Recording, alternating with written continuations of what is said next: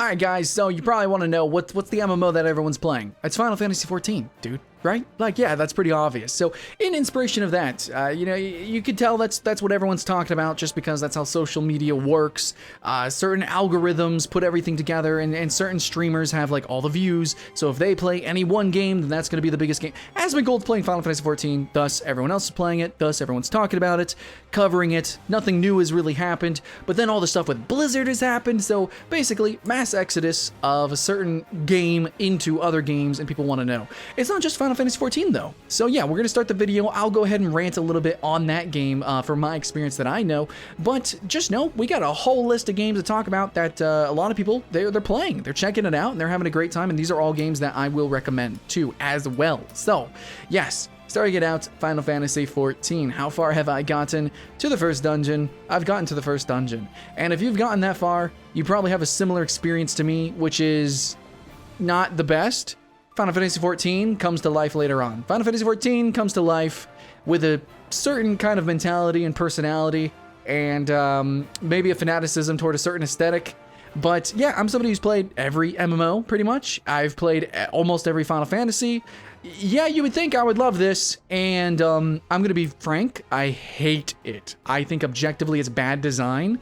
And wow, this you can just tell it was made for a different era of a generation, like PlayStation 3. It was made for PlayStation 3, and it kind of sucks. Later on, though, I have seen footage. I've watched a lot of the streams. I'm sure you guys have too. Game gets hype. But does the story actually get really good? We'll have to see. But in the end, this is free. It's worth trying, worth checking out. And I think if you take it slow and play it like I am, which even though I hate it, you know, I'm still kind of getting through it. Playing it late night, chill, having a good time. But of course, if you level up and grind it up, maybe with some friends, you could have a time. I don't think it's really co-op-y. I don't think it's even possible. It's very solo. It's very JRPG. So just keep that in mind, guys. This is a very popular game. So popular that the servers are kind of shitting themselves a bit. But there's something kind of cool here, something kind of cool, a little bit, and I think that later on it could be worth it. But if you're playing Final Fantasy XIV and you're like, I don't know, this isn't really for me, then, well, the whole rest of the video has got you a bunch of games that a lot of people are exiting towards, that are becoming very, very popular, and they're very fun in their own right. So let's go ahead, let's talk about those. Alright, so the first one is going to be Albion Online, a just totally different game from Final Fantasy XIV, just in every way. So this game, even before the whole Blizzard thing, before the whole viral Final Fantasy thing, Albion was actually gaining traction very slowly and steadily ever since its full release, which frankly was very awkward. It was not good, and I don't know, it was kind of tragic actually, like when the game full released, because through alpha, it was trying to be like an Ultima game, and then they kind of changed it so that it was more theme park and kind of Care Bearish, and I don't know, they added a bunch of mechanics that just kind of didn't go anywhere. But now, holy crap, or over time, it actually refined those mechanics and interweaved them and made everything really a whole experience that now makes Albion Online not just an Ultima clone or not just like a minimalistic PvP focused RuneScape. It is Albion Online. It really is its own experience. It has some Souls-like inspiration with like invasion style dungeons, open world dungeons, multiple different flavors of that. It's the only MMO that has proper cat and mouse PvP gameplay.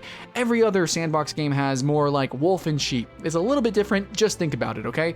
And in the end, like, it's genuinely fun to play solo. It's fun to play with a guild. It's fun to just kind of do 1v1 duels in towns. You can even just be a trader. And in all of these aspects of crafting or harvesting or doing different styles of PvP, from Zerg to ganking, again, 1v1s, even the PvE, if you're just running around grinding, if you're doing the dungeons and divings, or, you know, big group PvE, so much kind of content to be had in so many different flavors and so much customization to do these different things to different varieties or myriad levels of proficiency. So I really like going kind of a jack of all trades, spear and leather armor kind of build. You really like literally make your own kit in this game. And I'm going to use the term kit, which you often hear in League of Legends or MOBAs, because this game's directly inspired by League of Legends style combat. It's got skill shots. It's got actual like physics, kind of like knockbacks and CCs and pulls and things. And you kind of make your own character that really makes you stand out. You really matter in this game, in your decisions, in your own player agency. It's a lot of fun. So a lot of people slowly over time have been getting into this game because it's become bigger and bigger and more robust over time. Absolutely full recommend Albion Online, especially since now it is fully released on mobile devices as well. Okay, and the next game that is becoming a little bit more popular now is Guild Wars 2 actually coming back, and for a while it was really kind of underrated. No, entirely underrated. I still think it's underrated. In fact, while I'm playing Final Fantasy XIV, I am just constantly thinking, kind of wish I was playing Guild Wars 2 right now. Which, by the way, guys, come December 15th, just around my birthday, I'm gonna start doing a full Let's Play. We're gonna make a guild, and we're all gonna play and level through Guild Wars 2 together, if that's cool, so that we can get ready for the February release of the newest expansion. So, yeah, really excited for that. My personal favorite class in Guild Wars 2 is the Mesmer. I don't know, Warrior is actually super freaking cool too, with its, you know, like it's jumping, it's leaping and everything. Kind of almost feels like a Dragoon proper. Anyways, man, Guild Wars 2 is so good. Dungeons are amazing the first time you run through them on parity. So good. Its end game is so inspirational. At least I think it's not repetitious. The whole game is not repetitious like end game rating or Mythic Plus inside of World of Warcraft, which was actually inspired by the Mist stuff in Guild Wars 2. But no, it's not quite that replayable. But Guild Wars 2 as a whole, as a one and done MMO, as an MMO that you play for like a season, and then yeah, you do all the content, but you have amazing memories that you'll never get anywhere else. Just yeah, incomparable. So Guild Wars 2 is now becoming a little bit more popular because, like, yeah, I know it's a little bit underrated and some people are realizing that, but also there's new updates, there's new fire in the development team ArenaNet, especially with this newest expansion coming out, which is apparently going to really focus on what makes this game good, you know, really, again, pushing world versus world, which it's called Guild Wars, so that makes sense. Zerg, PvP, something that you'll never get in Final Fantasy. The episodes, the episodic story is still going on, something that does compete with Final Fantasy XIV. I don't know if it really actually compares in terms of quality for the... overall, it's pretty good though, and I do like the whole idea of a living story. It's pretty exciting. But in the end, yeah, Guild Wars 2 is still, even just if you play the free-to-play, the vanilla game, it is so much better an experience of an early game than Final Fantasy XIV, and in my opinion, Guild Wars 2 is the best theme park MMO. It's the only one that actually feels like not just a singular ride, which is kind of Final Fantasy XIV and now modern World of Warcraft, but more of an actual theme park. You have exploration and jumping puzzles. You have world versus world. You have arenas. You have all these different contents, different style. They have strikes and raids and all the different things. Horizontal progression everywhere. It feels like an actual theme park, especially since you come back and jump in whenever there's a seasonal event, which compared to any MMO, it has the best seasonal events. Guild Wars 2 is the MMO to always come back to, and it just so happens that more people now than ever are coming back and also trying it out anew.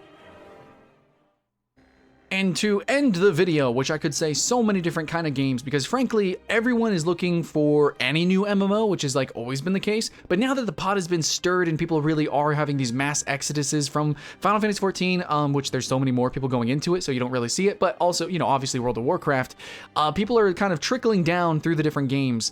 But, you know, Swords of Legends online, absolutely. Or just like Lost Ark is so exciting. But there's only one MMO that's really freaking viral and taking off, and that's New World. Now, this is kind of in the honorable section, mention section here, because it's not technically fully released, but it's incredibly clear the reception of the game is like pretty favorable. It was viral straight up, and even though the game is being delayed a little bit, this is the next big MMO, at least for the time coming. But yeah, overall, you know, just a lot of people are looking into lots of different MMOs at the moment. You know, Ashes of Creation always on the horizon, but in the end, also, that's not going to save everything. Like Crowfall, not doing that good. You know, Swords of Legends Online, even though it did okay, wasn't amazing. It's not viral. So no, there really are certain specific games, and that's going to be Albion Online. Guild Wars 2 is gaining traction again, and then also we have New World, especially New World, but I couldn't really elaborate on it because it's not fully released.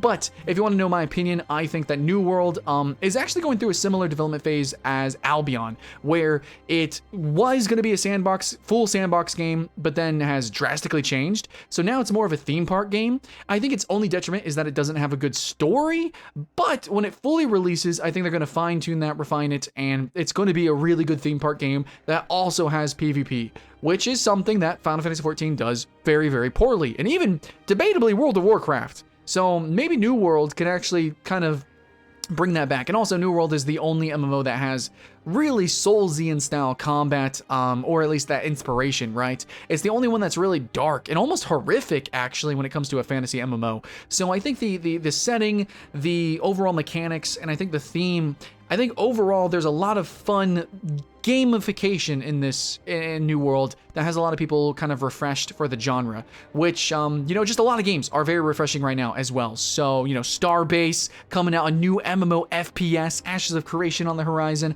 A lot of people are really excited about this genre now, and those are the 3 games basically that everyone's playing. Albion Online, Guild Wars 2, and now obviously New World, and especially when that actually fully releases later this year. Thanks for watching, friends and family. Those are the ones. These are the MMOs to try. All right, that's it. Bye-bye. See you again next time.